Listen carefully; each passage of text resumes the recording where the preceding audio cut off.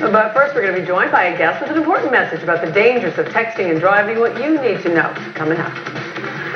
All right, well, this is something that you may have caught yourself doing. We've all done it. Texting and driving. Well, many people think it can be innocent and an easy activity. My next guest, of course, is on a campaign to stop all of that. This morning, I'm joined by Robert Guerra of the Texting Awareness Foundation. And thanks a lot for joining us. I know that you sort of got involved in this because you had firsthand experience with what could have been a really dangerous situation. Tell me a little bit about that first. That's absolutely right, Christy.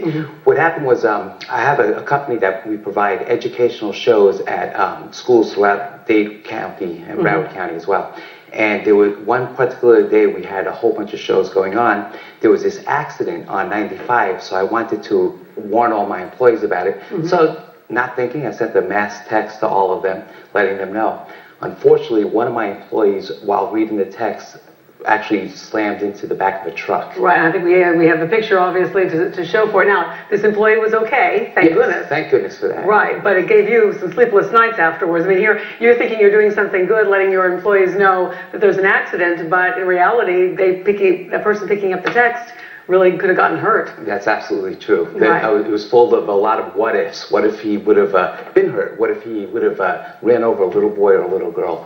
The guilt was just incredible. So you took that guilt and now you're trying to turn it into something positive. Tell us about this foundation and what you guys are trying to do. Well, the Texting Awareness Foundation, what we do is we try to promote awareness to boys and girls, drivers as well. You know, a third of adults that drive under the age of 24 text and drive. Now, it's not just limited to that age bracket. 1 out of every 5 adult also texts and drives. 1 of every 5. And even, I mean, I know I'm guilty of it. I mean, here's some of the signage that you've got going out there so that people know to stop doing it. Yeah, you know, I'll get to a stoplight and you know, pick up a text message, but even that can be pretty dangerous because you're not really aware of what's going on around you, right? That's absolutely true. Actually, on the way here, the ironic thing is I was stuck at a light. Light turned green, 10-15 seconds went by and the driver did not move. Then she started going and I noticed that she was swerving back and forth. I went up next to her. What was she doing? Texting, of course. So what are some suggestions if you see people, or how do we get the word out about this? I mean, you know, you see somebody texting and driving, do you roll down your window and start yelling? That's probably not a good idea. Yeah, that's not a good idea, especially here. Yeah, exactly. Road rage is never a good thing. Never a good thing. What we suggest is pull on over if it's that important. The average drive time that people do to get to work or to get where they're going is 20-25 minutes.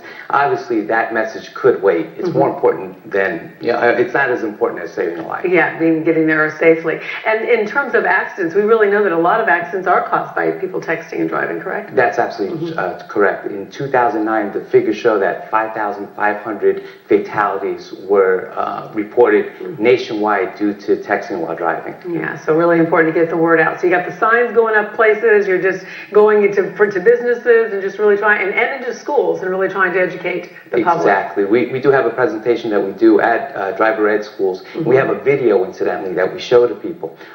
Prior to showing this video to people, we showed it to 1,300 people, and 97% of those that saw that video said that they would never text and drive again. It scared them. It really did scare them. Important to do that sometimes, to get that message, to hit it home, especially with kids. That's absolutely correct. All right, well, thank you so much for coming in and giving us that important message. You turned what could have been a very scary and dangerous situation into something good for people. So thanks a lot, Robert. Thank you for having me. All right, Tracy? Okay, thank you.